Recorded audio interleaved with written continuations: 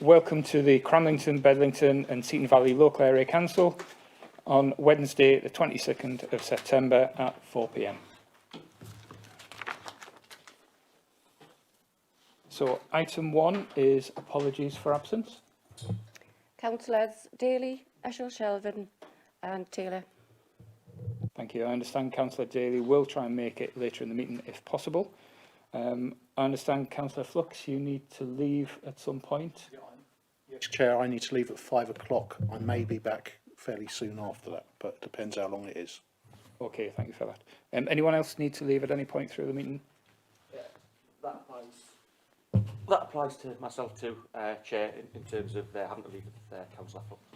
Great, thank you. Do you want to grab that other microphone that's just further along the table? Yeah. Thank you.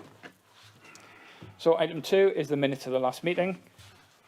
They have been supplied. Don't intend to go through page by page, but if I could ask if we can agree the minutes of the meeting held Wednesday 21st of July 2021 at 4 p.m.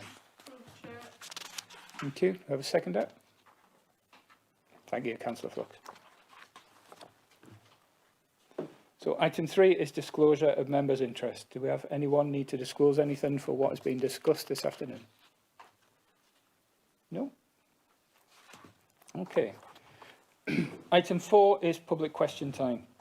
Now, I do have some questions which have been submitted, and I do intend to read them out and the answers that we have.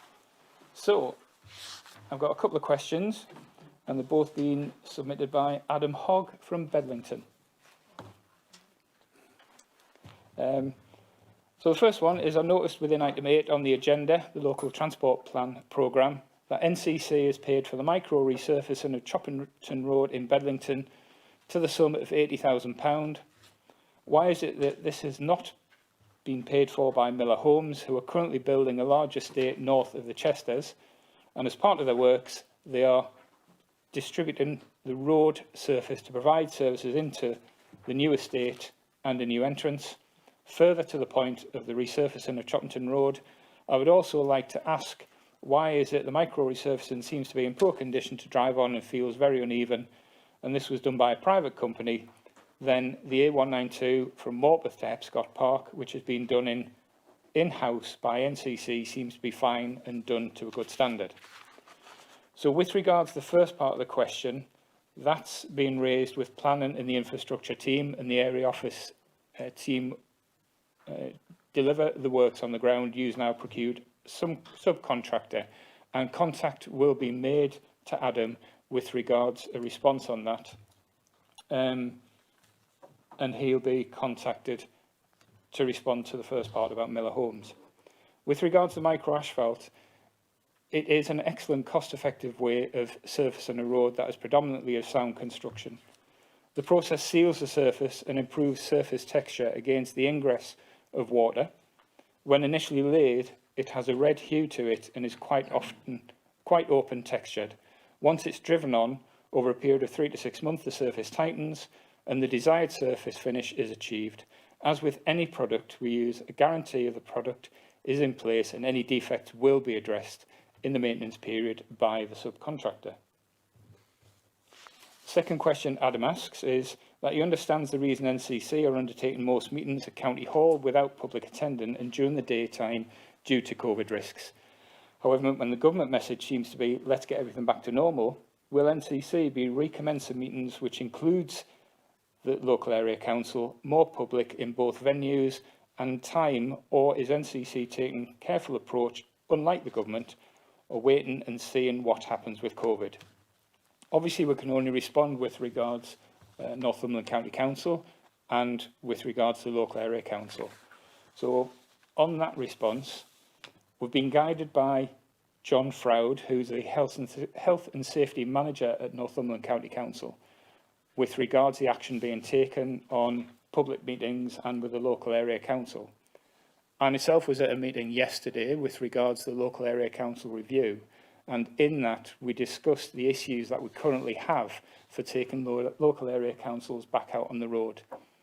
It's been a period of about 18 months since we were on the road because of what's happened with COVID, and since that time a lot of things have changed with regards to venues, and that relates to availability. In many instances, we don't have the same availability of venues that we did have 18 months ago.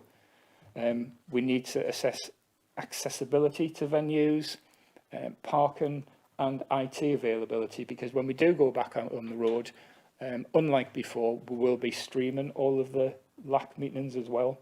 So all of this is being considered before we go back out on the road, as well as the COVID situation. Some of the previous venues that we used were very small, and if we started to have large gatherings in these small venues, it really isn't safe. And that's just with regards to the health and safety advice that we've been given from Northumberland County Council. It is our intention, as soon as possible, to take these meetings back out into the various areas, into the public. We want to see the public face to face again, but we just need to do it in a safe way and to make sure that we're conducting the meetings as openly as possible. And where people don't feel safe to come along to the meetings, that we are streaming them so that they can see for themselves. Okay. So we'll move on to item 5. It's receive any new petitions, consider reports on petitions, and receive any updates. So we do have a new petition. It's a petition that's been received by Seg Hill Clean Team regarding fly tipping in Seg Hill. The item has been received, and a report will be prepared for the November meeting of the local area council. Okay. So, item 6. Policing and community safety update. So we've got Inspector John Casely with us this afternoon, who's going to give us an update on that item. Thank you. Hello there, everyone. I've obviously seen some of you quite recently, so some of what I've got to say probably won't be brand new news to yourselves. I think it's fair to say that that levels of crime and antisocial behaviour have returned to pre-COVID levels. And you know, the last year we've been fortunate, I suppose, through lockdown, that the amount of crime and disorder was lowered because of the restrictions that were in place. But now that those are gradually being eased, we're finding that the levels of crime and disorder are returning back to the levels that they were pre-COVID. And the main the main issues that we're dealing with in both Cramlington and Seaton Valley are complaints about youth disorder, large groups of youth hanging around, and also speeding vehicles on some of the primary routes, and also some of the estate roads that are within that. So my team in Cramlington and Seaton Valley, that's their focus for the until we can resolve some of those issues. Demand on the police is extremely high. It's fair to say that it's, most weekends now, the demand is very similar to what it used to be on a New Year's Eve, in that you know, calls to the police are huge, to be perfectly honest with you, and that's why we have a process in place to risk assess various incidents that get reported to us. I'm aware from feedback that there's been some issues with people through the 101 system and contacting the police, and there's measures in place to improve that system so that we can manage the level of calls that we've got. But it's also important that that incidents that are reported are risk assessed in the right way, because the risk assessment that takes place when a member of the public calls the police, that governs how the police will respond. So people can get quite frustrated because of the amount of questions they get asked when they ring 101. But the reason behind that is so we can provide the correct policing response to that report, whether that be an emergency response or a response through a telephone call or neighbourhood team interventions at a later date. And what that does, that makes sure that there's always an officer available to deal with, excuse me, to deal with the most vulnerable incidents, or the ones that carry the most risk to the person that's reporting it. And really, rather than going into facts and figures, because like I've already mentioned, last year saw a false low, I would say, the amount of crime and antisocial behaviour reported because of COVID. But I think it's, like I said before, sufficient to say that we're returning back to those levels, which means that we're now concentrating back on the issues that concern the public the most, which through the feedback we've had are antisocial behaviour involving young people and speeding within those communities. And I'm open to any questions that anybody might have. Thank you, Jonathan. Anyone have any questions? Councillor Flux? Yeah, thank you. I'm aware that we've had a speeding van at the A192 in East Hertford. I'm aware because of our local MP was in it. But questions have been raised with me by local residents as to, is that a one-off? Are there going to be more appearances? Will it turn up at peak times rather than late on 8 o'clock on a midweek? I'm essentially getting quite a lot of questions on that, and any advice that I could give to residents would be much appreciated. Certainly, yeah. So that site that you mentioned is now a designated site for the road safety van to go to. So it isn't just a one-off; it's something that'll happen regularly, and they do hit peak times through the work that they do to identify the site in the first place, to know when it's most likely to be a problem. So they'll try and target those times, but as well as that, they'll also vary it as well, so that people don't get used to the van there. So it's always in their mind to adhere to the speed limit along that stretch of road. So that's something that will continue into the future. Okay, thank you very much. Do we have any more questions? Councillor Robinson? Thank you. John, you mentioned Cramlington Seaton Valley a couple of times there. I presume Bedlington's included in your patch? No, the patch that I cover is Blythe, Cramlington and Seaton Valley.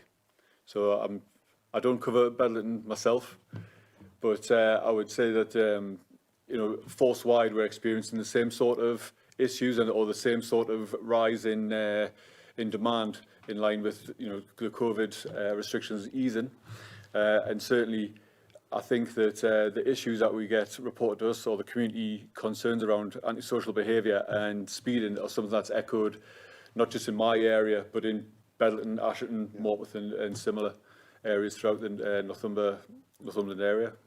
We seem to be having a lot of instances of youth disorder. I'm just wondering, do you, and I've asked the other side of this question in another venue, but do you work with NCC Youth Services in any way to tackle that sort of problem? We work with a number of different partners to tackle that problem. So not just those provided by the County Council, but also Newcastle United Foundation. Some of the town councils have their own youth outreach workers that will work alongside them as well, so we can get the message out there about outreach, but also diversionary activities that are available to the young people in these areas. So that partnership work is something that carries on all of the time. Good, thank you. My final question then is a bit more specific. Time and time again I see police asking for dashcam footage and whatnot. Now, a dash cam you can pick up for 30, 40, 50 quid. Now, at the same time, the response we get when we ask for action to be taken on CCTV images is that the CCTV images aren't good enough. Now, CCTV costs thousands of pounds, and probably all the towns have got them. Well, my town in particular I'll talk about. The town council's paid to have CCTV in various locations, and we all get hear and see the offences that have been committed close to those cameras, and yet nothing seems to be done because the images aren't good enough or whatever, or they haven't been viewed, or, So, what's the best way? I mean, is the CCTV just like a deterrent, or is it actually something we can use? It's definitely something that we can use. You've already explained the limitations of CCTV and the fact that it's in a fixed position. So quite often, whatever we're trying to view, if it's, say, an offence, it's possibly happened down the end of the street and we've got poor images of it. However, CCTV is valuable to protect your town's assets. If you've got play parks that get vandalised or anything like that, the CCTV is a good way of protecting what's valuable, and does provide us with evidence for other for the crimes that you're talking about. the reason we ask for dash cam footage a lot of the time, especially with like road traffic offences, is because it's right there. It's right, you know, it's much closer to the to the incident that's happened. So I guess what I'm saying is it's all useful. If something's happened in that area, it's all useful, because even from long distance CCTV images, if we can pick up on what sort of clothing somebody's wearing, then we can use other CCTV opportunities closer to the actual scene to then start identifying who did what as the make-off from wherever they've been. You know, so it's all got a purpose. It all gets used. We do get, I've seen when we put things on social media quite often, there's quite a lot of comments underneath about how poor quality the image that we're circulating is. But it's circulated because we're trying to detect a crime. You know, we're trying to find out who's responsible and do something about it. Well, you're going to assure residents that CCTV is a valuable tool in your arsenal. It's a valuable tool. It's not the be-all and end-all. There's no two ways about it, because we've already discussed the limitations to it. But it's definitely a valuable tool, and certainly if you know, when it does capture clearer images of somebody doing something, then it's irrefutable evidence. It's very hard for them to argue against or come up with an excuse as to why they've done whatever they've done. So it's valuable, but it's not the be-all and end-all. Yeah. Okay. Yes, Councillor Ferguson. Yeah, thank you. Just to ask a bit about speeding again, really. So we're having a lot of concerns from residents in Seaton Sluice about the speed of traffic coming through the village, especially late at night. There's a lot of people seem to be racing through the village again. But we also have a lot of concerns day to day from the residents who live at the end of the village going out towards Blythe. Because for all there is a speed camera at that end of the village, but as you come in, going out, a lot of people are getting past the speed camera and putting their foot down whilst there's still houses there. And there's a lot of concerns from those residents because the cars, obviously now, I mean, you can get from 0 to 60 very, very quickly, so they're going past these houses at quite excessive speeds. And we just ask what kind of police and response, what awareness have you got of the issues around speeding and racing and around the sort of coastal between Blythe and Seaton Sluice, and kind of what is being done, just so we can give some feedback, because I'm getting quite a lot of resident concerns about that at the moment. Yeah, and it's something that comes up. It does come up regularly when we consult with the community about what concerns them the most. Speeding's always up there as one of the things that is a major concern. We have within the neighbourhood teams, we have our own speed measuring devices, which do get deployed out. And I've been speaking with Sergeant about this recently, because what we're probably not quite so good about is telling you the results of that, or letting you know what we've done. So I know that we've built that into our regular meetings that we have with the town councils and the councillors to feed back what we're actually achieving with them and where they've been deployed. It's a bit different. The late at night's difficult because there's health and safety risk around standing on the side of the road with a speed gun when it's pitch black dark. But that's not to say that we don't police it, because we still have our motor patrols, and most people have heard of Operation Dragoon, who deal with dangerous drivers, and also our fire and support units, when they're not deployed, also perform a traffic function. So it's important that we're aware of which the hotspot areas are, so we can feed that in for the motor patrols units to use. But through the day, my team take out the cameras, they use them in those places, and they'll either issue warning letters for speed, or if it's excessive, then they will prosecute on that. But what I think what's quite important as far as we're concerned, and certainly for you, is to then let you know what we've done and what we've achieved by it, so you can let people know. It's I think there's a probably misconception that we're doing nothing, when actually we're doing quite a bit. We're just aren't telling you as much as what we should. Okay, Councillor Bum. Can I just follow on from that? Thank you for that report. Speeding in two streets in Hollywood and Seaton Delaval, that's Elston Avenue and Tillmouth Avenue. There's been quite a few damaged cars over the last month or so, and it's due to speeding and, well, I would say not being cautious of the surroundings of where they're driving. The residents are getting a bit fed up with it. Obviously, they're receiving damaged cars that have been parked near their homes. There is nothing done. There's no speed checks carried out by the police or anything. So can you look into that and do something about those two streets in particular? So it was Elsden Avenue. Which one did you say? Sorry. Elsden Avenue and Tillmouth Avenue. Right. Okay. Well, we have a list of the ones that the streets or the roads that get reported to us most often with a speeding problem. So what I'll do is when I get back, I'll have a look and see if those are on, and if not, I can add them onto the list of places where they'll go with the speed camera. I think part of the problem is there's an incident, so the residents are more concerned about the well-being of their property, so they look into the insurance and that sort of thing. There was a hit and run, as it were. The driver did disappear, but the driver behind actually took the number plate of the car that did the damage, and that was passed on to the police. I think that was the only one that was ever passed on. Right. Well, I would, if a street becomes a particular problem, if we can go and we can do some speed monitoring, and if it is particularly high, and then we also have incidents where there's been hit and runs or damage caused to other vehicles through close passes and whatever, and that's something that we can also look at doing some problem solving with the council around, what can we do to make that street, to design it out, if you know what I mean. Yeah. So yeah, feed it in. Obviously, we'll have our meetings every 5 weeks with Seaton Sluice and Seaton Delaval councillors. Feed it in. We'll add those to the list and see what we can do about it. Yeah. Okay. Anybody else? Councillor Scott? Thanks, Chair. And hiya, John. I'm Paul Scott. I think we've exchanged emails, but we haven't met. So I'm the new councillor for Seg Hill with Seaton Delaval.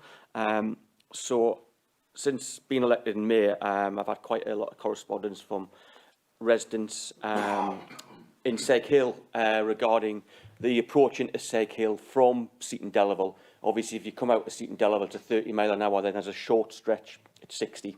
And obviously 30 again as you hit Seg Hill. So I'm already speaking to officers within the council from highways about those concerns that are coming through. But I do believe there was a serious accident there a few weeks ago involving a motorbike, and I believe that the police helicopter had to be called. So it was just to put that one on your radar, John, if it's not already. That I think there's a bit of an issue there, given that it's such a short stretch, quite wide, goes from 30 to 60, then back to 30 again. I'm not entirely sure, but that's something that I have flagged with officers. So I just wanted to mention that one. And I've also met with a couple of your team, David Turner and Andrew Brown, I believe, just about one or two issues in the ward. And it was just a little reminder, John, if possible, they were going to send me some data through about a particular area in the ward that they visit quite a lot due to calls, and I'm looking to see, what measures we can put in that place. It is linked to antisocial behaviour and disturbance. And if you could just feed that one back, John, to David and Andrew, that would be appreciated.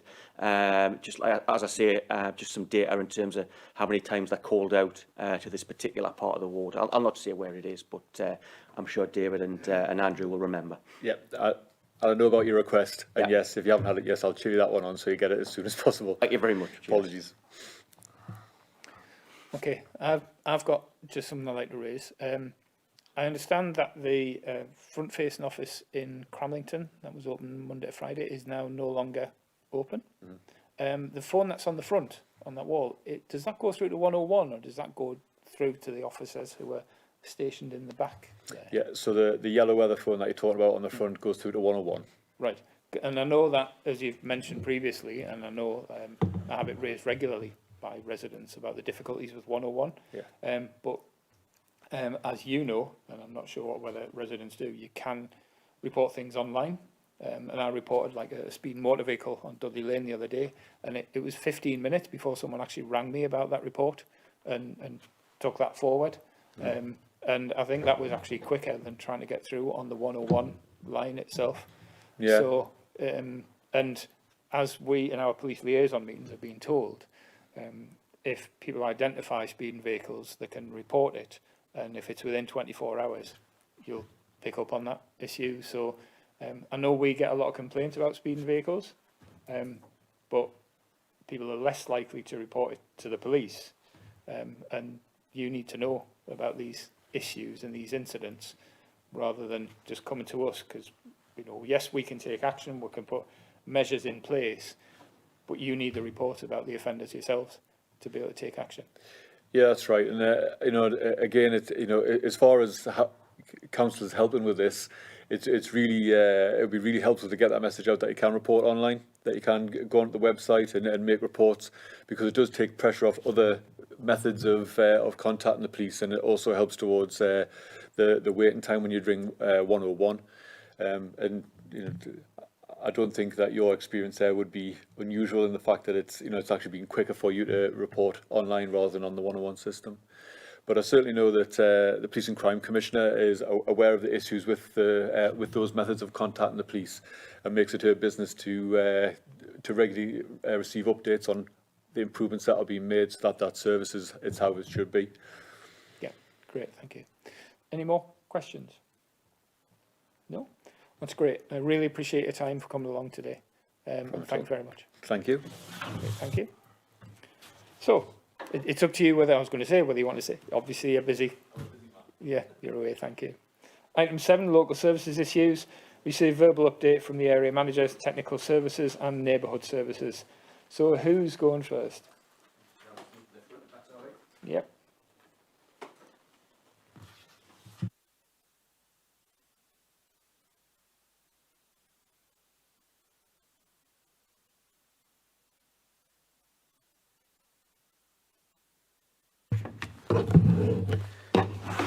Thanks, Chair. Just a quick update on what's happening in the area. I think it's a common theme. Staff with COVID updates, staff in all sections have continued to deliver high-profile services despite the continued challenges that we're all working with revised working practices, and it continues to be a challenge for us. But we're going to continue working through those challenges. We're continuing to review our processes and procedures as we work to deliver the services that we did pre-lockdown. And we're currently, as an example, we're currently reviewing assisted bulky waste collections with a view to reinstating that service and being able to go and support members of that community in their homes. Bereavement services, thankfully the cremation service numbers per day have declined to near normal numbers. Burial service numbers didn't fluctuate too dramatically from what we would normally have expected. Grass cutting remains on target to achieve the required numbers of cuts in the areas that are expecting those areas. Some challenging periods this year due to nearly perfect growing conditions. We had a spell of very warm weather and then wet conditions, which just made the grass grow particularly quickly. But the teams have recovered well, and standards are now where we would expect them to be at this time of the year. Currently on cut 10 in Bedlington, cut 15 in Seaton Valley and cut 11 in Cramlington. Street sweeping, again, teams are working through the normal areas, but it appears not over the last couple of days someone has flicked a switch and we've started to see all the leaves coming off the trees, so teams will be moving into leaf fall areas, and I would request if any members have any areas of concern that we need to keep an eye on, that local hotspots, happy to take those pieces of information. Councillor Bowman's already kindly forwarded those on to us, so we've got those in the programme. Winter works, from a horticultural aspect, starting to collate our winter works schedules, and have undertaken a number of walkabouts with members to help influence that process. And I'll be in touch with those other members who I haven't had a walkabout with across their wards. We have some routine annual maintenance commitments, but we welcome early requests and requests from members on any service and any areas that may require some attention over the winter. The weed trial, the glyphosate alternative weed trial, is coming to an end shortly, and we plan to apply one more treatment, or into the second treatment now, of the alternatives, and we're going to have a report produced at the end of that trial to see how successful it was compared to conventional treatments. And again, that too's been a particularly challenging season, and with the growth of the weeds similar to the grass. But as I said, we've commenced the second treatment across the areas. And finally, just a quick update on waste. Other than a few minor vehicle breakdowns, a few staffing shortages and COVID restrictions, the residual waste, recycling waste and garden waste collections are operating well across all the areas. I'm currently reviewing the collection rounds and the resources that we have in the southeast, and that's due to the current housing developments in the southeast. But our teams will continue to review the collection rounds in order to cope with ongoing housing growth, as well as the take up in the garden waste service, although that's now coming to an end.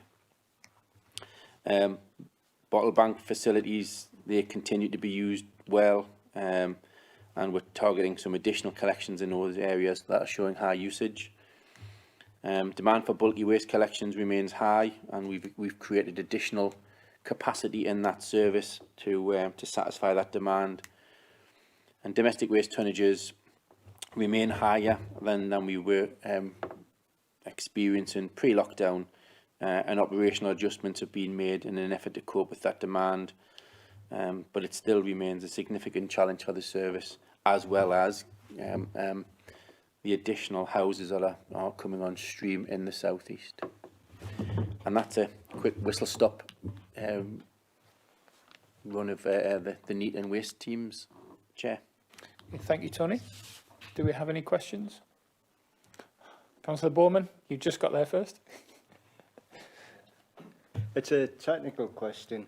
Do you have a machine or a facility whereby you can remove the leaves from grassed areas in front of houses? I'm thinking of social housing, where it's open space and there's a lot of trees. Do you have a facility or machine that removes those leaves? We don't have any mechanical means, Councillor. Not that I'm aware that any in the southeast or anywhere across the county do. If they're falling whilst we're still undertaking grass cutting, they'll be churned up and macerated when the machine goes over them. But we don't have a facility to go onto grassed areas. Okay. Councillor Ferguson. Yeah, it was just a quick one. Move that so I'm facing the right way. You mentioned about bottle banks, which is a quick one. The couple of bottle banks in Seaton Sluice are located in the chip shop car park at the minute and have been for probably as long as they've been there. I can never remember them being anywhere else. But it's probably one of the smallest car parks in the village, but equally probably one of the busiest because of how popular that chip shop is. And I have seen the occasional car park between the bottle banks in order to go to the chip shop. But is there any potential to look at moving them to a different site so that we could free up some space in that car park? Because it gets so busy. People end up parking on the main road, parking in the bus stop, parking even where the access to the bridges and things. And there's a lot of near misses. I mean, I know it's only a couple of spaces, but it might help just to relieve some of that pressure. But I don't know if there's a potential to look at moving them elsewhere or whether it's been looked at in the past. Thanks, Councillor. I don't know whether it has been looked at in the past. I suspect it has been, because I think getting locations for bottle banks are quite difficult to get and to get permission off landowners. But I'll take it back. That particular operation is operated by colleagues in another department or another depot rather than my depot. So I'll take it back and I can come back to you with what they reply. Okay. Councillor Dunbar. Tony, can you hear us all the way down there? Can you see us? I'm over here. I can see you and hear you, Councillor. I just feel so far away. Winter Works. I had 4 estates that missed the edging, and I did put them on my wish list. Now, if I'm not successful of getting done on my wish list, when would they be scheduled to be cut again? Because there's going to be no paths left. Grass is going to grow in. The edging target is every 3 to 4 years, Councillor. So I'll have a look. I know you sent them through when I asked about your aspirations for this winter. So I'll have a look and I can come back to you on that. And could you tell me if there's any edging going to be done in my ward this winter that is scheduled?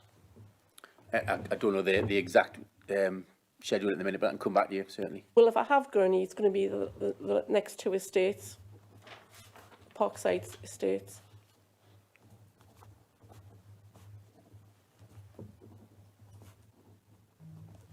So if the other ones aren't going to get done, the Eastfield ones, the Chase, the Dale, the Grange, and the Green, would that mean it's going to be another 3 years? So that'll be 6 years since they've been trimmed. We'll see when they were last done. They should get done if that's part of the programme. I just don't know. I haven't committed it all to memory. No, it's just that there was 4 missing. There was 4 not done last winter up to February. They weren't completed at all. That's why I've got them on the schedule for this year as a wish list, because to do what was supposed to be. Well, if they were on last year's schedule and we didn't get round because of you know, winter maintenance, up with the sort of snow and ice aspect, then they should just transfer on to this year. Oh, super. Thank you. Just what I wanted to hear. Thank you very much. Okay. Do we have any more questions? Councillor Robinson. Thank you. A few questions, Tony, but we can put them into one, seeing as we've just logged a walkabout meeting with yourself. First of all, thanks for the hedges up to Netherton. That was becoming a real problem for pedestrians. And thanks for the footpath behind Clearwool Place and Hazelmere. Now, I know that's the school's responsibility, and I don't know if you cut it or whether you got the school to cut it, but if it could extend down to the overhanging bits of hedges, that would be excellent. You know, we're keeping on top, we're now keeping on top of the 6-foot hedge, but the 15-foot hedge is still a bit of a problem. So thanks for them. As I say, I've asked you about sites for tree planting, ownership, etc. We can discuss that at the meeting we'll have. I want to ask you about the little bits of land at the back of Lanchester Green again, because you came back and said it was Miller's, and I can't see how on earth it can be Miller's, but never mind. The roundabout on the Broad Oaks entrance, we're talking about the last LAC, and you're going to check out who was going to be responsible for the upkeep on that, because I said we could even come up with a little scheme on it, because it's just full of weeds. It looks terrible as you're coming into town. And talking about weeds, a question is there any change in the areas you've sprayed? Because I've got pictures on my phone, and there's 3-4 months in between the pictures, and it's the same weeds at the bottom of the same brick walls next to footpaths in my ward. Now, obviously, we don't do the dyes anymore, so we could see what was being sprayed and what isn't being sprayed, but it certainly doesn't look as if they've been sprayed. So is there any change in the areas you've sprayed? It's not so much the change in the areas, Councillor, it's prioritising staff to undertake those works and other works. So we have started in your area, in the Bedlington area. We just haven't completed it yet. We're not as far through as we'd like to be. So no, there's no change to the areas. It's just prioritising getting the works done. Have you lost any staff? It's not so much losing staff. No, we haven't. It's just staff not being available through COVID or other sickness reasons. Okay, thank you. My last question then is about the cemetery. And it's about when you dig a grave, I suppose, and probably more importantly, the ones where it's a family grave where one goes on top of another or whatever they do. So it's in the middle of like other graves around it. And the diggings go on top of other grave sites and whatnot. And it's causing a bit of concern, a bit of distress. Is there any way around that? It depends exactly where that grave is being dug. Councillor, if it's at the end of a row, then clearly we would put any excavated soil on grassed area if we could. If we're in the middle, I mean, they're meant to be to lawn. It's meant to be lawned sections. So we would put matting down, we would put coverings down, we would even protect any memorial headstones. The team put a defensive barrier up, but it's pinned in place so that it isn't resting on the memorial headstone. It's actually any excess soil just butts up against the protection, and then they would clean that site once they've cleaned the area once they've backfilled the grave. We wouldn't do it if it was if we could not do it. Yeah. But it's the logistics of excavating that grave, and again, it depends on whether it's a triple, double, or single depth grave as to the amount of soil that comes out. Of course, and it's a you know, it's a difficult thing to gauge. So if we could, we do. But again, if we can't, it's the logistics of moving that amount of soil to somewhere else to then have to bring it back again once that service is finished and then the coffin's been interred. Thank you, excellent, and I agree, but I do know, and it was a friend of mine,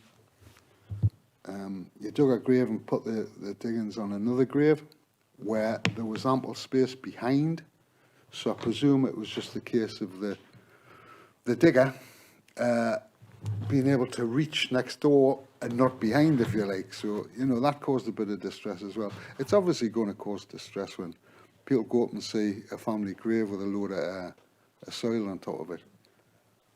Absolutely, and the team that we have are extremely respectful and appreciative of what they're trying to do and how distressing and upsetting it is for families and for families of neighbouring graves. Yeah.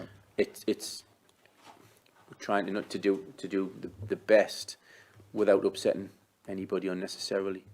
Thank you. Thanks, Councillor. Any more questions? Yes, Paul. Thanks, Chair, and hiya, Tony.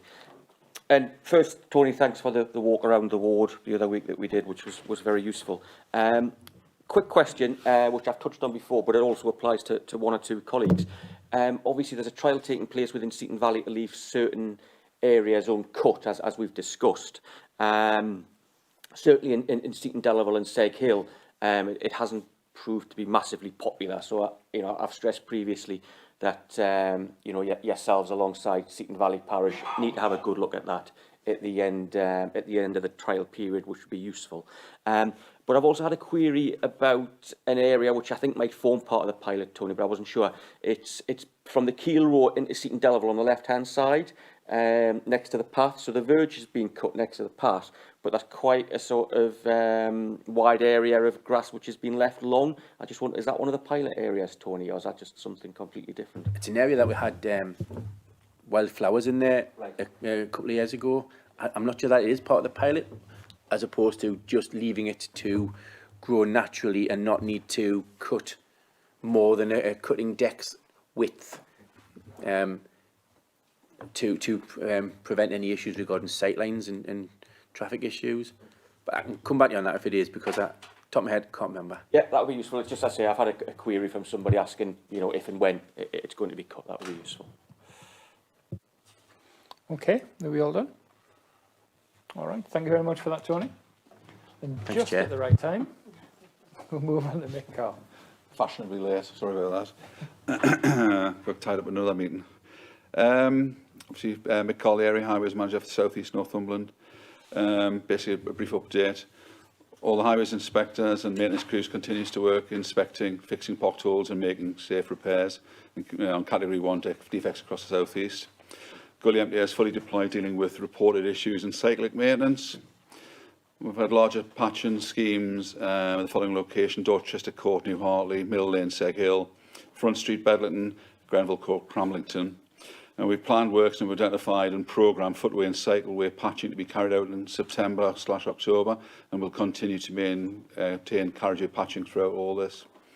We carry out drainage improvements at Burnside, Bedlington, Netherriggs in Bedlington, Manor Walks Cycleway in Cramlington, and the A192 Ursent to Hollywell. Highways inspectors have identified problem areas, and these will be programmed and completed in the coming weeks, all pending and timing depending on meeting with traffic management. My favourite topic, and I'll go more into this in November, winter maintenance. We're now preparing county-wide for the start of the 21-22 winter season. Rock salt is being delivered across the county after a large delivery into the Port of Blythe. We're working hard with ICL, who's our supplier, Cleveland Potash, to ensure that we have a consistent level of deliveries to reach our 36,000 tonne start for the start of the 1st of November 2021. We're also finalising the installation and route verifying for the rollout of Exact Track, which is automated gritting, which will give us a consistent approach to the treatment of the gritting network, increased resilience of drivers and routes, and the ability to seamlessly move resources where required if any issues do arise. It will also give us a high level of activity reporting, which will allow us to defend litigation. And we're also waiting for the delivery of 9 new state-of-the-art Mercedes Econ gritters in the next few months as part of our ongoing fleet replacement programme. And I think I've just caught my breath back, and that's the update. Take any questions? Thank you, Mick. Any questions? Councillor Dunbar. I'm over here, Michael. In August 2019, I put a report in about the state of some of the cycle paths in my ward, the adjoining ward of Northburn, Cramlington West, and touched a little bit into Village about the markings on the footpaths, cycle paths, right? And I've had several other meetings to keep bringing this up because it's not getting done. And I thought it was going to get done this year, and it's not. Well, I've had I've had a few calls in the past, people complaining, about the markings, they want the markings. It's not just the councillors, I'm getting contacted by the community residents. And today I had a very distressed elderly man, Mr. Metcalf from Eastfield Grange, who got tangled up with his dog, and a cyclist come bombing behind, and they didn't know which side they're supposed to be on. The dog must have went round his legs, tripped him up, and he's really got a very nasty gash and damage to his eye, and he's an elderly man, and he was very concerned. And what he phoned me for, and he phoned the town council as well, was, can we get some markings on these footpaths, the cycle paths? So cyclists don't know where they're going, and they don't make a noise, they don't tell her when they come up behind. So I just want to log this again, because he said he was going to complain to the council. I don't know whether he is or he isn't, but I just thought I'd raise it, seeing you here, and it's part of the transport plan about markings on roads. I know it's more for roads in emergencies, but I think the cycleways need to be looked at. Thanks for that, Councillor Dunbar. We have received a couple of complaints regarding that, and we're currently looking into it. There's some areas where there are markings that need refreshing, but there are other areas where this needs to be an element of delineation between cyclists and pedestrians. Yeah. So it's obviously, I think, with the number of cyclists on the rise as well, that's also added to the equation. So we're currently looking into it, and we're looking to do some more of the at-risk areas rather than wholesale. Oh, good. I mean, it's fantastic what you're doing the new cycleway network and all the signage and everything. It's brilliant. But all I get is you're spending all this money on that and promoting cycling, and they don't know which side of the path to go on. It needs to be joined up. And I know one's capital, one's revenue, and I know it all. But I think it's time that some revenue was spent on just marking them up and letting everybody know exactly which side of the pathway they should be on. It would mean a lot. And apparently, obviously, Cramlington's got a really good network cycleways. It just need to be looked at. Thank you. If you could take that back, and thank you, David, you're here. Result. Thank you. Thank you, Councillor Dunbar. Any more questions? Councillor Robinson. Thank you, Chair. Again, mate, thank you for the replies I get off you for anything that's in your responsibility. And obviously, asking you loads of highway questions, some of the stuff isn't. That's the bits I have problems with. So rehashing some old stuff, 30 mile an hour on Chopman Road. Now, every department I've spoken to, technical, everybody has agreed that that was supposed to happen, and it still hasn't happened. It was a planning requirement at the start of that development that's adjacent to it. I was on the planning committee that passed it. It was a condition. It was proposed by the guy that was here at the last LAC who I questioned about it. He said, yes, it should have gone through. So can we look at that again, please? And in the same tone, the road between the Broad Oaks roundabout and Nellon, where it goes 60. Because the 30 is right on the roundabout as you come down from Nellon Village. Yeah. And people exiting that new estate are finding a bit of problems getting out in and out. Because the traffic isn't really slowing down in time. So if we could look at that bit, which we've mentioned before, you know, it's, I don't know if it shows or not. Also, if there's any update on the crossing, Nellon Lane, the school crossing that was accepted as part of the local transport plan last year or this year. The work was scheduled to be done, the planning work, etc. So if there's any update on that. But a new one for you is, I've had the head teacher St Bede's on, about road signs. Just direction signs into our school. Because, as you're probably aware, the entrance to the school's between two terraced blocks of housing. There isn't any signs up anywhere to tell people where they're going. She's quite willing to pay for a couple of signs herself out of the school, but they need some sort of direction signs. Who do I say about that? Can you pass that message on? Can somebody get in touch with me?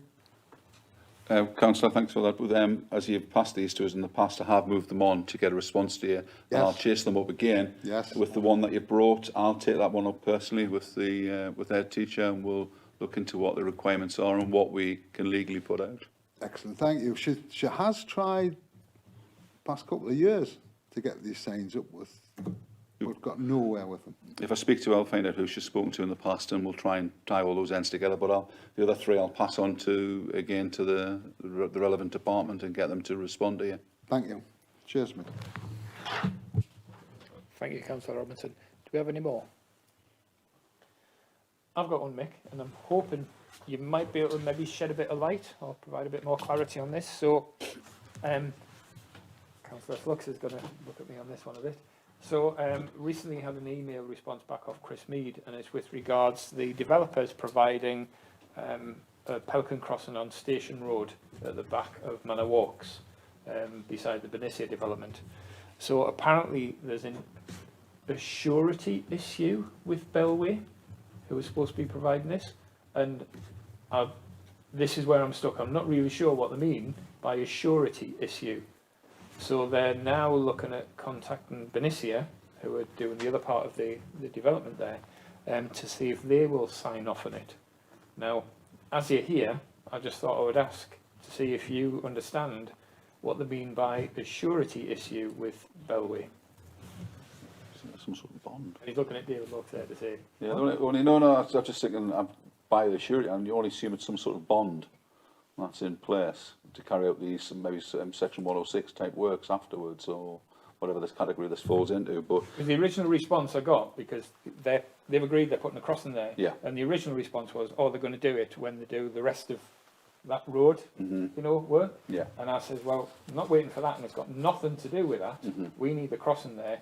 You know, been waiting for years, and they said they're going to supply it. So why can't we have the crossing there, and they can still carry on with all the other shenanigans that's going on about the roundabout and the extra road, and get this there, because they're almost on completion of the Benicia development. Yeah. And the only access to Manor Walks is crossing that road, which is an extremely busy road. And so that's why I've been pressing for that. And then they come back, oh, there's a surety issue with Bellway, and I'm like, what are you on about? You know, can we just have the crossing and get it sorted? That's the only thing I'm picking up. What I'll speak to is in the planning part that looks after new developments, and they'll have been part of that process and understand all the planning that goes. I assume it's a prerequisite of what the planning application was for these things to be put in place. And I believe there was many other things which Councillor Flux is eager to jump in on. I was just going to say, essentially, I email planning about this almost every week, and essentially we were waiting for the three developers there to sign. I understand one has signed. I understand that one has this surety issue, as you've mentioned, whatever that means. The long and short is that this should have been signed long ago, and developers have let down residents and our area massively. And I'm thoroughly sick of it, and I hope that they will sign this soon, stop making excuses, and actually deliver and actually care about our town, because they care not a zit at the moment, and I am absolutely sick of it. Thank you. No problem at all, Councillor Fox, because as far as caring concerns, I think they care about the last 2 plots that they've got to sell, and that's about as far as their caring goes. But as regards finishing off everything else of their commitments, that's where the sticking point comes. I understood that the continuation of the roadworks and expansion was supposed to have started just after the Westmoreland Way roundabout, and that was the understanding. And as we know, that's been a good couple of years now, but we're still waiting because of loopholes, ticking boxes, and not on our behalf, on behalf of the developers. So it's becoming a significant issue now. And as we're aware, and Councillor Flux will verify, we've had a number of serious accidents down the area, but it's just, you know, I can't see any delay in putting the crossing there while they're still messing about, saying a bus stop or whatever it is down that road. So I just wanted to see if you understood what a surety issue was. I say the only thing I can think of around the word assurity is some sort of bond, Right. a monetary bond. Yeah. Yeah, I understand. Thank you. All right. Well, thanks for that. No In other problem. words, it's just like a bit of keyboard speak. Yes. Really. Yeah. Yeah, Let's just duck it and see if we can get out of it that way. yeah. Sorry, it doesn't work with me. But never mind. Thank you very much for No your report. problem. I really appreciate it. So item 8, the local transport update. And David Lux, we'll get that off. Thank you, David. Thank you, Chair. Yeah, I'm David Lawkes. I'm Head of Technical Services for the County Council. I've met some of the councillors before, but some time ago, but some of you, it's the first time I've met you, so nice to meet you at this meeting. We were asked to provide a report about an update on the local transport plan programme for all of the local area councils. So the report just covers really the detail of the LTP programme that was finally agreed in March, the progress to date, and the preparations for the 22-23 LTP programme development. So I won't read through the report. Obviously, you have the report. But just to sort of just touch on a few of the key points. In February, when we came to the local area councils with a draft programme, at that stage we were still waiting for announcements from the Department for Transport about how much money we might get for this financial year for the local transport plan programme. So at that stage we took a fairly prudent approach to that, and the draft programme that we brought to the local area councils was £19 million. In the end, when we got the announcement from the DFT, we actually got £25 million. So we were able to extend the programme slightly from what was originally at the local area councils in February as the draft. The details of that programme are in the appendices to the report. So that sets out the whole programme that was agreed. In addition to that, obviously the county council has also put £15 million in additional money from the county council's funding for a £15 million programme over 2 years for highway maintenance, on top of what we do through the local transport plan funding. And in the second year of that, there's a £5 million tranche of funding. And again, the programme for that is included in the appendices to the report. And both of those programmes are now working through, being delivered as we go through. The report provides an update on progress, and it's that really in the report, obviously it was up to the point when the report was written, and it is across the whole county. Did want to just try and give you a bit more of a local flavour on that in terms of progress for your local area council area. So we really split it into two parts: the integrated transport, which is really the highway improvements and road safety schemes, that type of scheme, and then the maintenance side. So on the integrated transport side, we've got around 38 schemes that we're working on for your local area council area. 11 of those are complete, including some high-risk safety schemes at the Three Horseshoes roundabout and at Stead Lane in Bedlington. And also we've completed the interactive queue signs that are on the A189 that we've put on the approach to Moor Farm roundabout to try and stop nose-to-tail collisions when there's queues there. There's 6 of the schemes have works orders issued, are in process for mixed team to start picking up for construction, and they include the new Pegasus crossing, which is for horses and cyclists, as well as pedestrians on the A190, the avenue between Seaton Delaval and Seaton Sluice, 20-mile-an-hour schemes at Doxford Place, safety scheme on the A193 at Bedlington Bank, and also 20-mile-an-hour scheme at Meadowdale Academy in Bedlington. So that's just some of those that have been issued. There's another 14 that are in the design process. Examples of those are Beresford Road in Seaton Sluice, Puffin Crossing there, the A1172 Beacon Hill Junction pedestrian improvements, Hertford Bridge parking restrictions, and the Furnace Bank improvements at Bedlington. And then there's another 7 which we're still bringing into the design process, and they'll come through in the coming months. On the maintenance side, we've got 25 schemes in the Cramlington, Bedlington and Seaton Valley area. 12 of those are complete. We completed the Klondike Bridge scheme, which was bridge re-waterproofing on the A189 Spine Road over the summer, doing that in the summer holidays, get that out of the way while the traffic was lighter.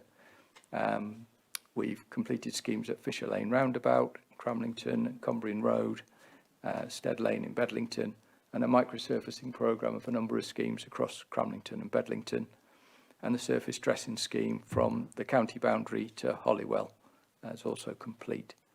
Then there's another 11 schemes are in design and in process of going to works orders to the construction team, including more work on the Spine Road from Moor Farm to Klondike on the northbound carriageway. Work at Bedlington Bank, which will be linked with the safety scheme as well, but resurfacing work there. Station Road in Cramlington, there's an area there that we'll be doing. Arkwood Avenue and Blegden Crescent in Nelson Village, and Seg Hill to Anitsford on the A190. So there's just some of the schemes overall. We're working well through the programme. It's always a challenge, the number of schemes that we have to get everything done, particularly when we're just approving schemes in February and March and then trying to deliver them all within the financial year. There is sometimes a little bit of slippage into the next financial year, but we do follow through on all of the schemes. And that's just a sort of flavour of where we are. We are working on a project at the moment, myself with Robin McCartney and other members of the scheme of the team, to try to be able to give you better information on progress on individual schemes as we go through. I know that's something that councillors would like to have, so that you're clearer on where things are in the process and when you can expect things to come forward. So that is something that we're working on at the moment. In terms of preparation for next year's LTP programme, we are still waiting for DFT to give us an idea of how much money we might get for next year's LTP capital programme. Obviously, there's a spending review about to happen nationally, so we'll wait to see the outcome of that and how much funding we might get for 22-23, and hopefully an indication for future years as well, so we can plan better after that. Letters have gone out to county councillors and the town and parish councils in July to ask for people to put forward their priorities that they would like to see within the local transport plan for us to consider. And the deadline for those to be returned is the 8th of October. So we'd encourage people to make sure that priorities do come forward. Once we get those, it's a matter of logging those, starting to assess them, and see how they score against the council's priorities. We will then bring them to, we have an annual LTP workshop where we discuss some of the issues that are facing us generally regarding highways and transport and the LTP, but also some discussion with councillors about the relative importance of some of those priorities that have been put forward and what councillors think maybe should go into the programme. And then we'll develop that draft programme, further discussion then with the portfolio holders to come up with a draft programme. And we'll bring a draft programme in front of the local area council next February, ready for final approval in February, March next year for the 22-23 programme. Thank you, David. So do we have any questions? Councillor Bowman. Thank you very much for doing the A192 from Holywell to Erston. Fantastic job, by the way. We've now got cat's eyes in the middle of the road so we can see where we're going. Amazing. But going through the village of Holywell, the road itself is collapsing in various places. Is it possible you can have a look at that for the next local transport plan? I've actually put in a scheme that's been on the drawing boards for about 7 years now, which is to put islands into the road to make it easier for pedestrians to cross. And obviously it's a traffic calming facility as well. But you've got road safety and you've got the deterioration of the actual road itself, which needs to be upgraded. I didn't mention the upgrade when I put my request in. Would that be part of it? Did I need to say that the road surface needed to be upgraded at the same time? In some ways, Councillor, it always helps if you do so, but in terms of the road condition, you know, we do have inspections, mixed team carry out inspections on a regular basis, and we do collect the asset condition information. So we are, you know, very much using the overall asset data that we have to decide where are the appropriate places to do resurfacing next. So, you know, if it is in that sort of condition and it is coming to that point, then it would be something we would consider anyway. I'll take that back anyway, Councillor. Don't know if Mick's got any comment on current condition, if you have any knowledge currently in that area. No, I don't, but obviously it's the type of road it will be on a monthly inspection. So we'll be addressing anything that is classed as a defect, actionable defect. The road deterioration, it'll be there as well, and that may not be picking up as a defect, but I'll certainly have an ad hoc inspection done if one hasn't been done recently. Thank you very much for that. Councillor Robinson. Thank you, Chair. Couple of questions, David. The first one is microsurfacing. You did a section of North Ridge and Bedlington last year, and I mean, I've got it on an email, you missed a bit out, and you've agreed you missed a bit out. But obviously, because you missed a bit out, it doesn't appear in anything. And obviously, I want to make sure it's finished off. So it's a North Ridge in Bedlington, my ward.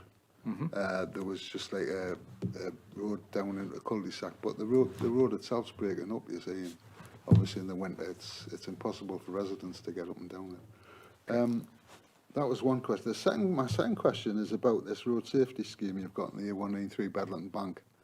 Now, when I was a little laddie, nearly agreed to look at a safety scheme there, and by the sounds of it, it's come to fruition. So, can you tell us anything about it? What is it involved? Is it a crossing? Is it lights? Is it what?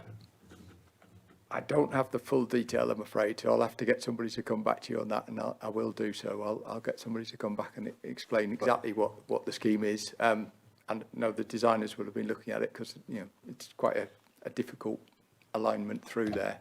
If you could, because I mean, there's me, Rebecca, and Christine fighting like hell to try and get some of these speed signs, you know, reduce your speed 30 mile an hour lights, I'll put up.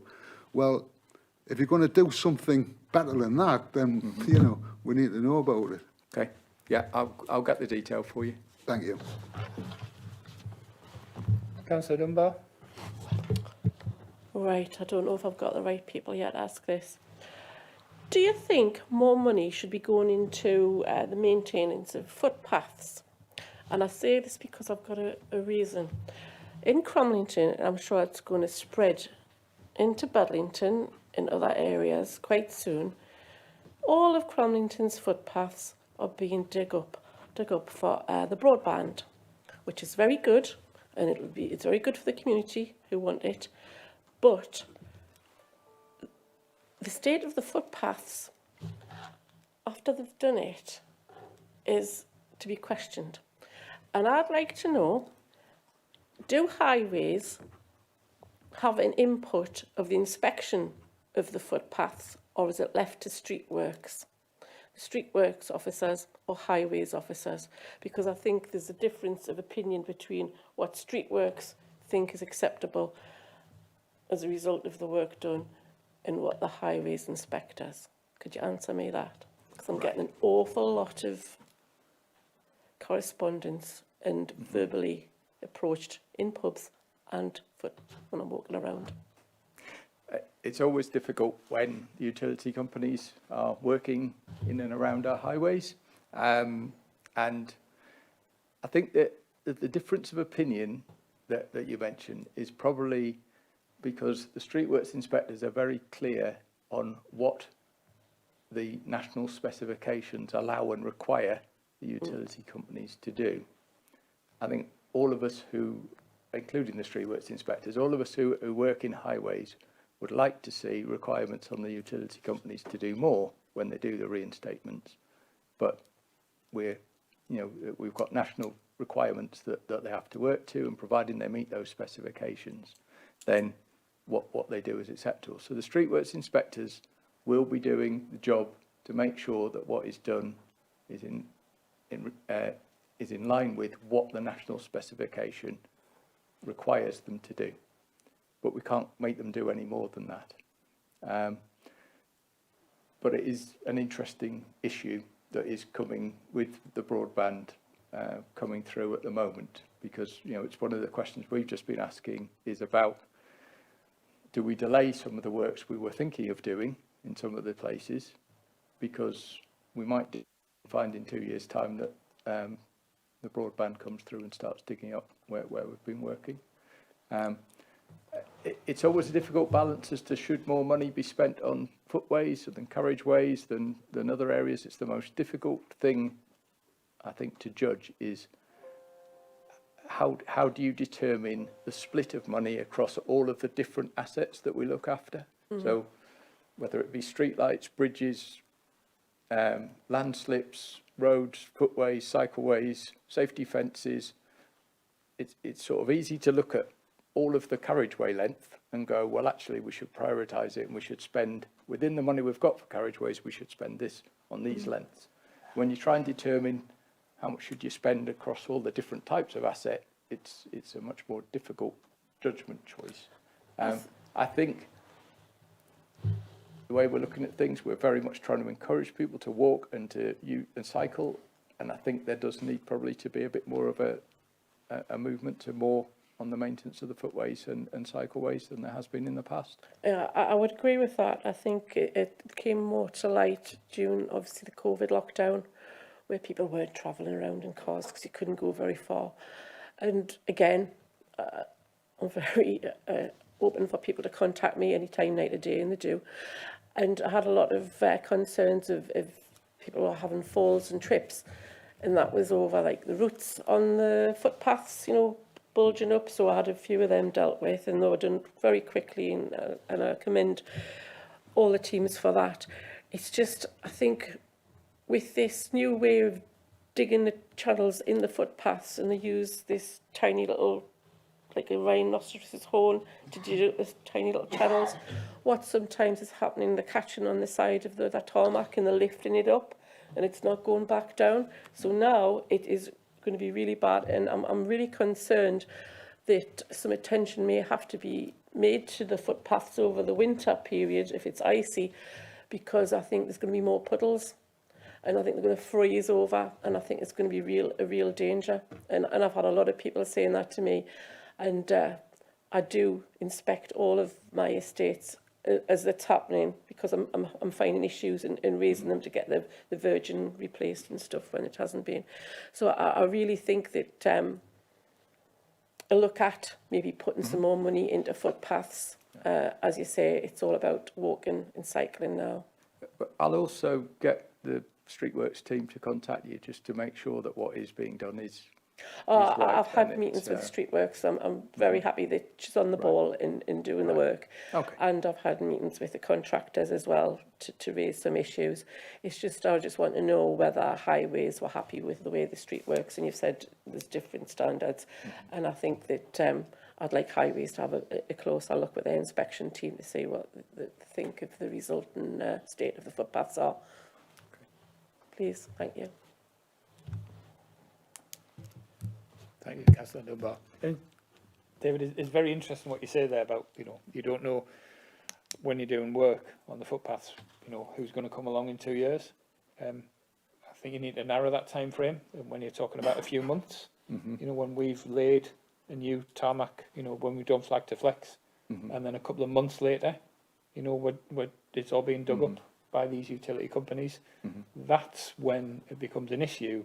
And when residents are really becoming infuriated, and I've had that, happen on my ward specifically, and I can understand, where residents are coming from with regards to that. When we've really given the investment to do that, because we've had one area specifically where we've had issues with pavement parking, etc., etc. So we've took that option to say, right, we're going to do all this work, and then within a few months, it is getting dug up. So.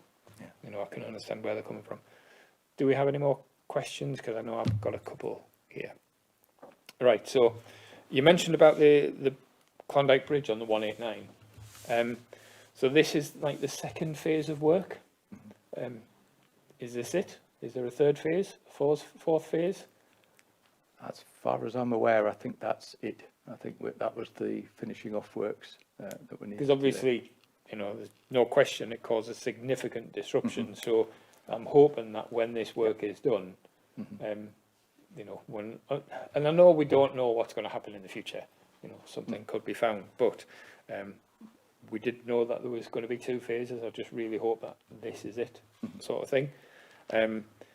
Which leads us into the next one, which I know isn't really us, but if you're able to answer where we are with our discussions with Highways England on Moor Farm. $1 million question. Yeah, it's not one that I'm been directly involved in discussions in recent times. So it's probably one that I'd have to get somebody else to come back and give you that clear view. It's been being discussed, the likes of Rick O'Farrell and Rob Murphy. So obviously we're conscious that Testo's work is finished. The A69 is near completion. Those are the two big ones in the area. So we're hopeful that we can lobby them to say it is included within what they call RIS 2, Roads Investment Strategy 2, which is just started. Trying to think if that was this year or the start of last year, but it's in just for design during that period, which is a 5-year period, and it's towards the end of that at the moment. So I know that the County Council is lobbying very much to see if that can be brought forward. so you just get that Klondike Bridge finished and they'll redesign it and shift everything around. And the other one was the 20 mile an hour outside the schools. Now I know this goes back many years, and I think the original idea was like everyone's going to have 20 mile an hour outside the school in a couple of years, and this has gone on year after year after year. Not, if we can keep it to this local area council, do you know how many we've still got? I know you won't know off the top of your head, but in this local area, where do we stand roughly on a percentage basis where we still don't have, those safety concerns put outside of our schools? I can't tell you for this local area council. I was just going to look to see if I could find anything county-wide to give you an idea. I probably can't in the time, sorry. I'm not quite sure where I'd be searching for it. It is something that we are trying to progress and push forward quicker. I appreciate it's taking quite a lot of time. It's mostly around starting schemes, lots of consultation with people about what that 20-mile-an-hour scheme should be. We are looking to try and streamline that a bit. I think some of the schemes have become a bit wider than the original intention of 20-mile-an-hour at the school. So we're trying to streamline that a bit and also bring a bit more resource to bear. But it is something I'm pushing very strongly with the design team, and then I will be with Mick and the construction team once they're designed to get them out there at quicker rate, because I know everybody is keen to have that, and so are we. Okay, thank you. Right, appreciate your time. Thank you very much for that. And obviously we're all going to get a request flooding in the day before.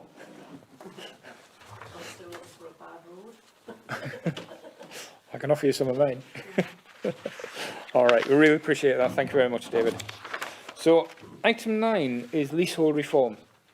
Now we do have an officer briefing which has been circulated, and we have a special guest with us tonight, which is Paul Reynolds.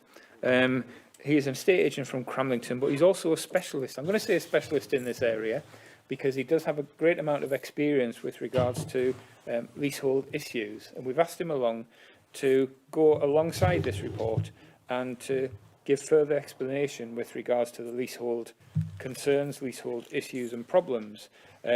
Because there may be people out there may be councillors here, who don't fully understand the problems and issues with regards to leasehold, although probably aware that it's being discussed at Parliament, etc. And just wanted to ask him to come along and to give a bit more of an overview and explanation alongside the paper based on his experience. So, Paul, I'm going to hand it over to you and let you go for it, as it were. Okay, thanks, Mark. Sorry, a bit of a cold, so I sound a bit croaky. It's can't be avoided. Anyway, Paul Reynolds, I run renowned estate agents in Cramlington, have done for the last 30 odd years, and I've been in Cramlington doing property stuff since 1977. So I've got probably a wide experience of this leasehold issue. The problem we have in Cramlington is not just Cramlington, it's a northeast problem. You've got it in Blythe on Newsham Farm, you've got it in Bedlington or Bower Grange, you've got it in Ashington, parts of Ashington as well. And basically what happened was that when the sort of major house development started in the 70s, particularly in Cramlington, the builders concocted this idea of providing a leasehold home rather than a freehold home. The intention originally, it seemed, was to keep everything uniform so that no one could keep pigs, no one could have a 6-foot wall around the garden. But there are ulterior motives here. And the ulterior motives is basically keep on using property as a cash cow. So as the leases have shortened, we now have possibly 40, 50 years left on some of these leases. The properties are virtually unsaleable. I know we've discussed, Mark and I and other councillors, or the problem over the last few years, and I've been running a campaign on Facebook and locally. We have managed to have a few meetings in Cramlington with quite a good deal of success, using a firm from London called Leasehold Solutions, who provided everything for us, including speakers and funding to help. Unfortunately, the guy who ran Leasehold Solutions, the guy called Louis Burns, died a couple of years ago, and just on the sort of beginning of the COVID period. So we haven't done any more road shows. We can do more road shows, and I would like to think that the council could help out in future with this sort of thing. What we've got is we've got a population which has been very much affected by the shortening lease terms and the ignorance, if you like, of those people who own leasehold properties. who think that 40 or 50 years left on a lease is a long term. It isn't a long term. It's unmortgageable. Your solicitor will tell you not to buy it. So we'll find an awful lot of people, and I on a daily basis have visits from people who are stuck with a leasehold property that they possibly can't sell. I had one old lady who wanted to move into a nursing home. She was in her 90s. She had a Bellway flat on Melling Road or that sort of area near McDonald's, and thought she could sell it for 90,000 to move on and fund her care home package. Well, it wasn't going to be. The cost of extending her lease was something in excess of £20,000, which she didn't have. So in order to sell her property for a reasonable amount of money, I would have had to find £20,000 to get a lease extension. So she didn't move. She didn't get the care home. She's still living on her own in a flat that she probably can't manage in. And this is sort of continuing. So it's causing a lot of misery in Cramlington. And as I said, not just in Cramlington. I have managed to get Ian Levy in for a meeting. He came to see me 3-4 months ago with his assistant. I'm not sure, it was a lady, I don't know her name. And when I touched on the leasehold thing with her, it rang a bit of a bell, because it looked like one of her relatives was stuck with a flat on Newsham Farm that they thought they could sell straight away for a lot of money, and you know, I had to put her right on that one. So it's a massive problem. I know dog fouling's a problem. I know that the overgrown grass is a problem, and I know that cycle paths are a problem. We've all got problems, but this is probably the biggest problem that we're facing in Cramlington. And I think really what we need to do is to push forward with this reform. It's out of our hands. It's down to the government to do it. And if you read through the narrative I was given before we came here, it's pretty true, but it isn't true. What he says is you own the house, but not the land on which it stands. You don't own a brick. You rent the space. Just remember that. So if you want to extend your house, put new windows in your house, put a shed in the garden, you've got to ask the freeholder's permission. If he doesn't give you the permission, you can't do it. If you don't ask his permission and you want to come to sell the property, then you need respective consent. If he decides not to give you that, you can't probably sell your house. Or at least he's going to charge you £1,000 for a letter to say it was all right to change the front door or to put a shed in the garden.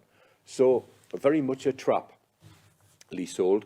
I would ask anybody who doesn't know anything about it to do a little bit of research. There's plenty online.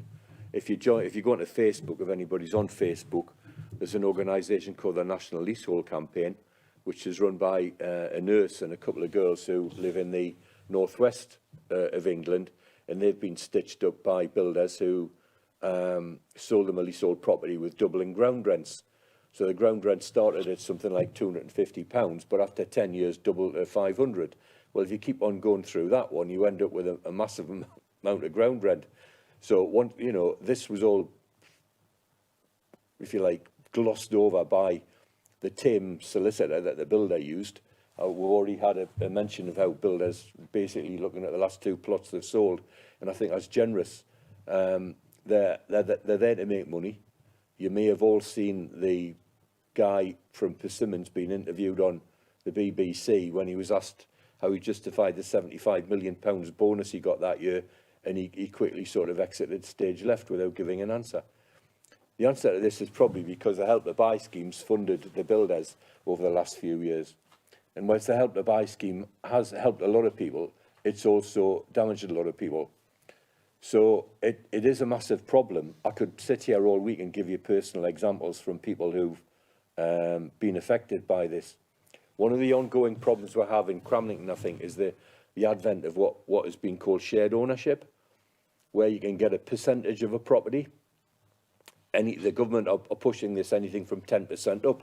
So you'll own 10% and the housing association or whoever else will own 90%. So basically you own 10% of nothing, because what you've got is 10% of a leasehold. You haven't got 10% of a freehold. And remember that really with a leasehold you don't own a brick. So what the advantages of this is, I've yet to find out. If you go again and remember this one, shared ownership resources on Twitter, and listen to the stories that have been broadcast on there, you'll get your eyes opened as well. If you remember back a few years when I had that tragedy at Grenfell Tower, the property was owned by the council, but the cladding on it was dangerous and flammable. So obviously the council have to rectify that, and I think it's still standing there without any rectification work having been done. They might pull it down, I don't know. But there are an awful lot of properties through the country, particularly in cities, that have dangerous cladding. The freeholders walk away and say, not my problem. Yes, we built it, well, sorry, no guarantee.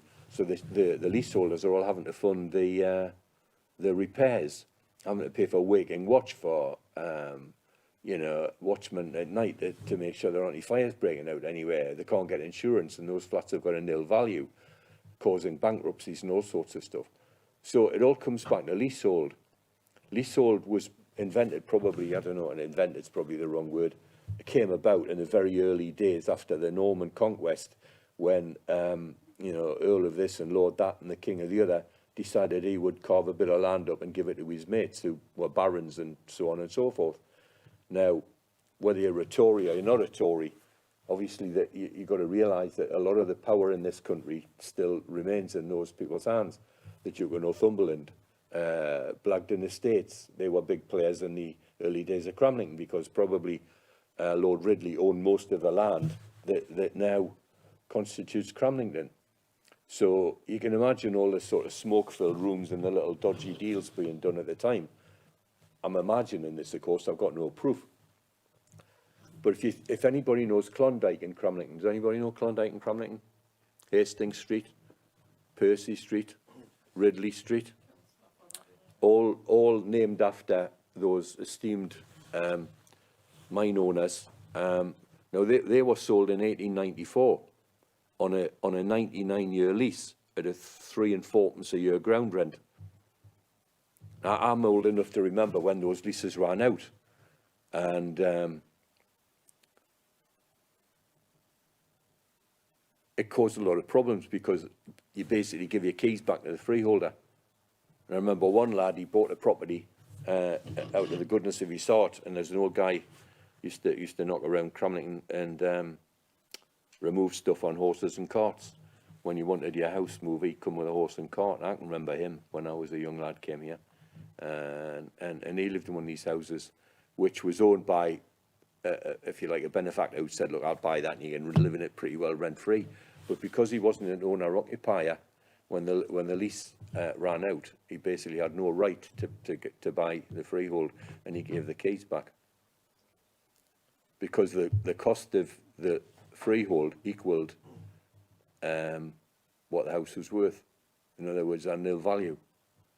So just remember, there's not many of you here today. I would like to publicise this through the county, particularly the southeast of the county, as much as possible, because the issue is going to get worse and worse and worse. I'm known in my business as the last of the mavericks. I'm the guy who tell you you're better off not selling your house if it suits me. You know, I want to make a living out of something, but I'm not going to make a living. If I don't think it's right, I'll tell you. And there's lots of people who come back and said, you gave me the right advice there, Paul. I'm pleased I didn't sell the house. I'm pleased I took plan B on. And what I want to see is Cramlington prosper. But I'm coming up to retirement age, and I'm not going to be kicking around for the next 50 years to help everybody out. But somebody's got to take this on. And there isn't really a movement that's sort of obvious to me. Mark knows about it. Barry knows about it. Wayne knows about it because they've all been to my meetings, I'm sure. Mr. Dunbar knows about it as well. But it is something that we need to push very, very hard on. As I said, I've spoken to Ian Levy. I've asked him to join the parliamentary group on leasehold reform, which I think he has done. But I think he needs to more than join it. I think he needs to be standing up there and on his hind legs and making some noise. If anybody has any influence in that regard, fine. If anybody would like to help me finance any more meetings, it doesn't cost a lot. The village club always give me the room for nothing. We've just got publicity to organise, and we can get some more people in.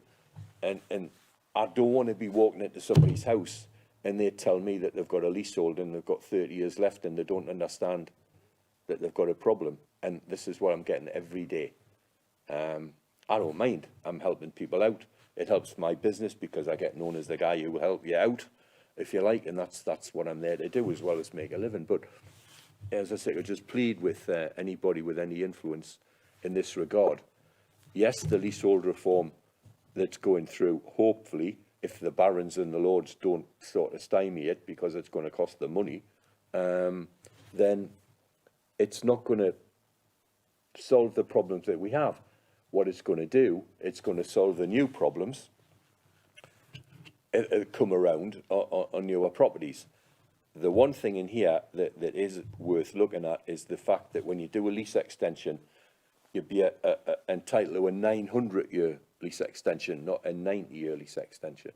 Because all you think about it, a 90-year lease extension, all you're doing is kicking the can down the road, because at 70 years, you can't mortgage your property anyway, so you're getting 20 years, and then you've got to start all over again. So, but it's just, people will do what they can do. They'll do what they can afford to do. And sometimes the thing they can afford to do is the wrong thing. Anybody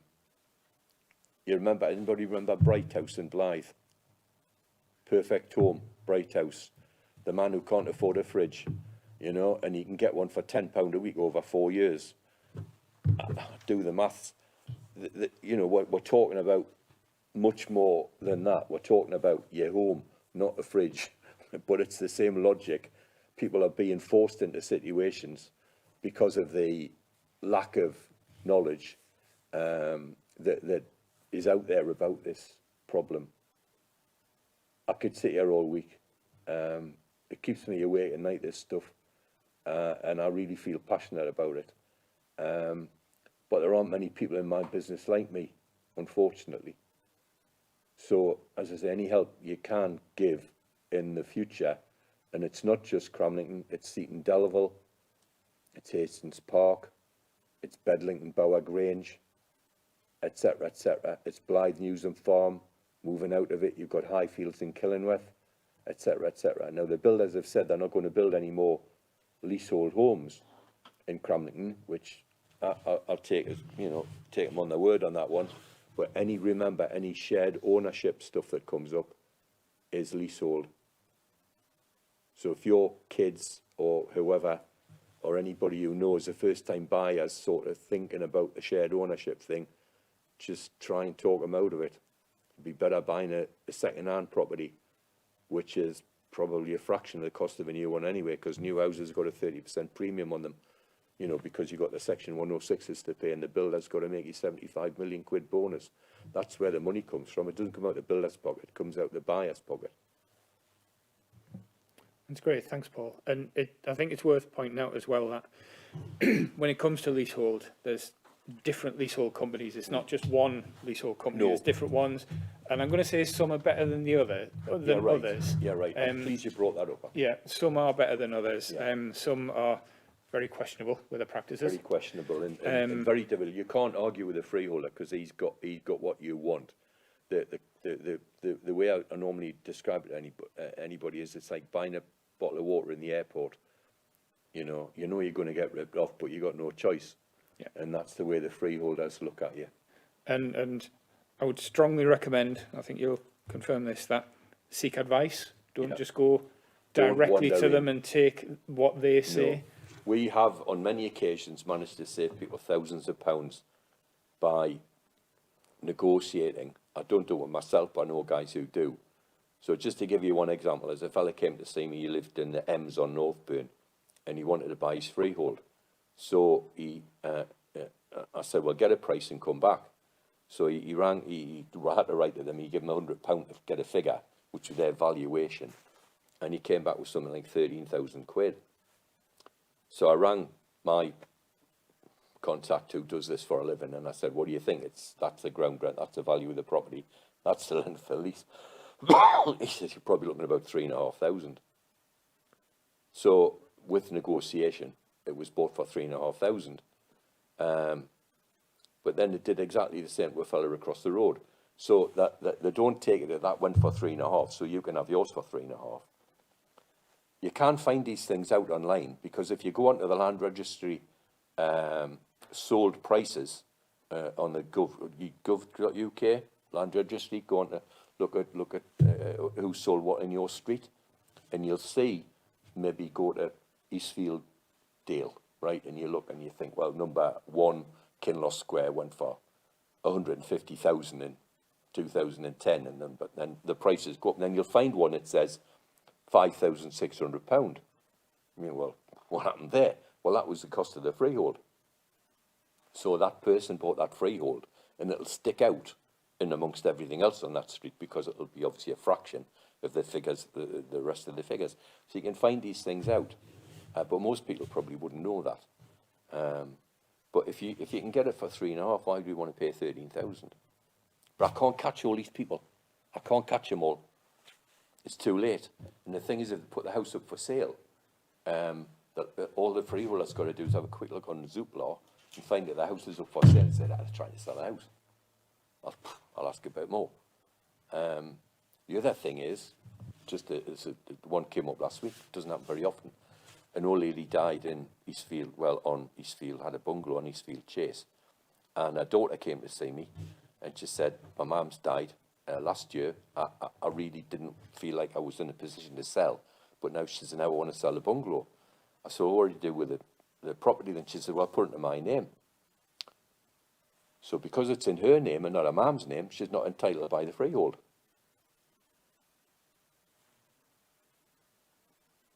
Didn't know that, did you? So I suggested to her that she go back to the freeholder and offer them a better than ordinary figure for it. So it would have been 5,600 was the sort of average price for that particular property. And I said, well, go back and offer them 10,000 and see what they say. You know, you don't have to accept it, you don't have to do anything. But within 2 days, they'd written back and said, yeah, happy to do that. So they were quite happy to waive the 2-year period for the extra money.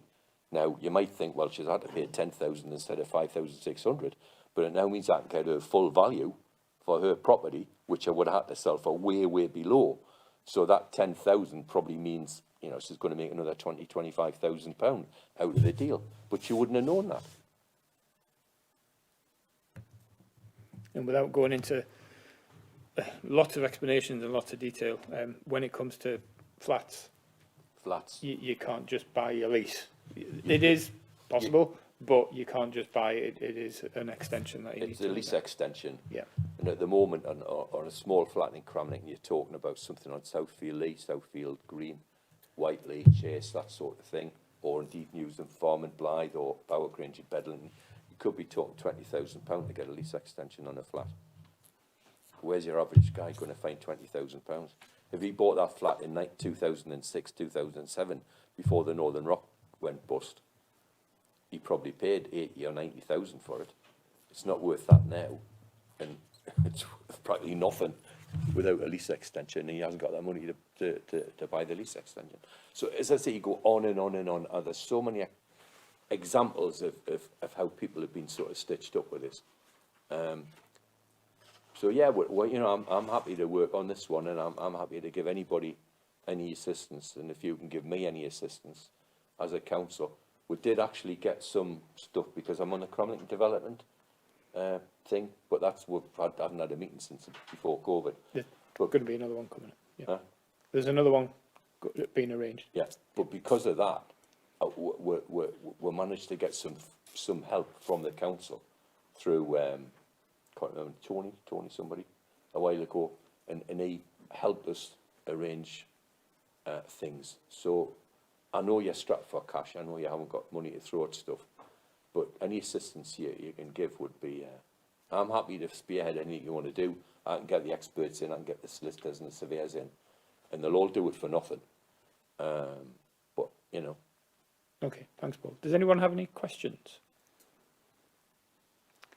Councillor Bowman. It's a form of corruption, isn't it? Yes. Yeah. I can't understand how it's gone so many years without government even having a look at it. The only reason I can think that it's gone on for so long is so many people are making money out of it. And it's the working man and woman who's losing out on their mortgages and the value of their property at the end of it. So if the government doesn't change the policy as it stands today, and it is a weak recommendation that comes through, what do you think we should do? What is the way forward if the government fails to change this completely? In other words, it should be wiped out off the face of the planet, shouldn't it? And basically everybody given the right to buy their land, as it were. But if the government doesn't agree to that, where do you think we should go? What should we do?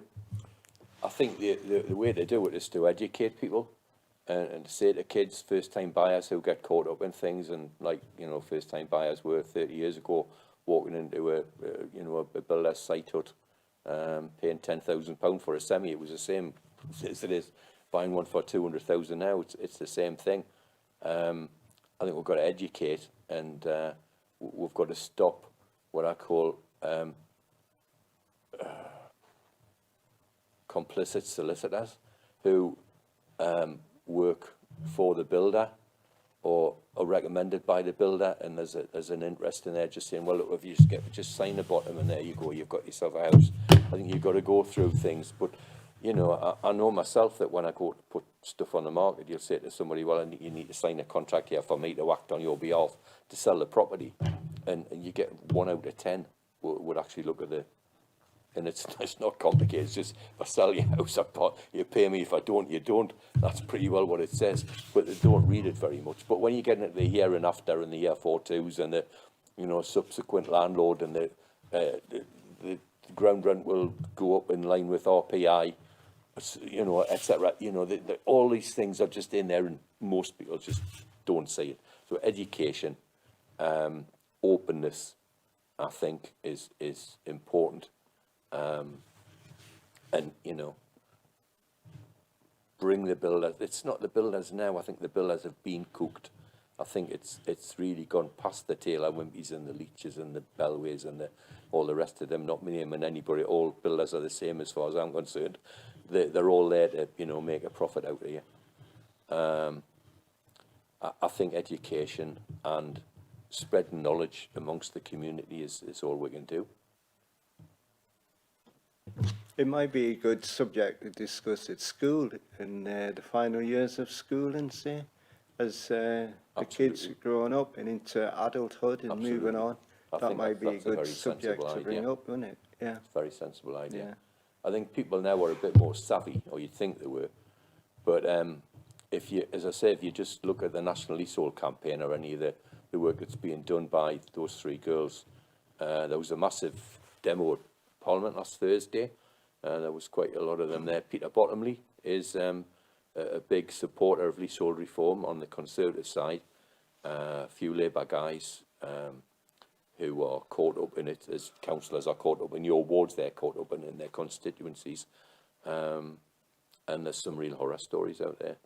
But education, as you say, kids at high school, that sort of stuff, and openness. And I think accountability on the part of the solicitor or whoever it is, the advisor, saying, you told me this was a good idea.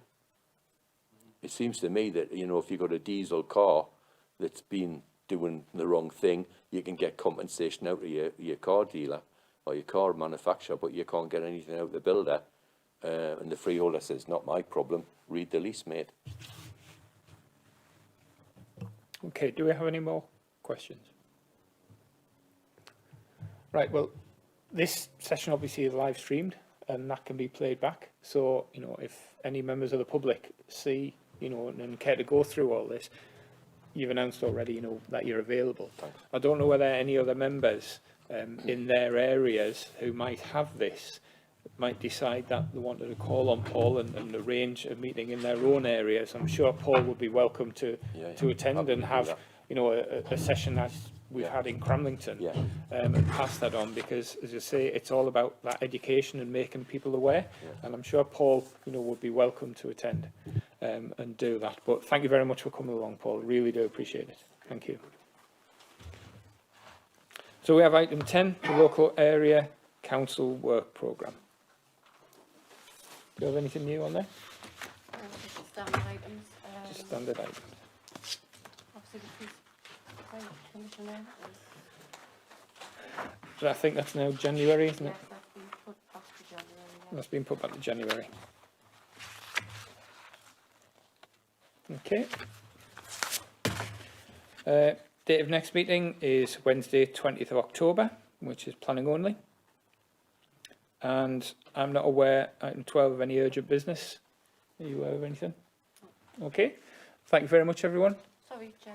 Oh, Councillor Robinson. sorry, Councillor Robinson. Can I raise something on urgent business, Chair? Yes. Can I ask for update, presentation, whatever, on the Bedlington Town Centre redevelopment? Right. Because we've taken it over completely now, NCC. Yep. The work seems to stop. There's lots of things going on behind the scenes. The only people we haven't told is residents. I can preempt that because I've already asked the cabinet member to put a report together and to bring a presentation to the LAC. And I've also asked if it's possible that we can do that in your area for Good. when we get out there.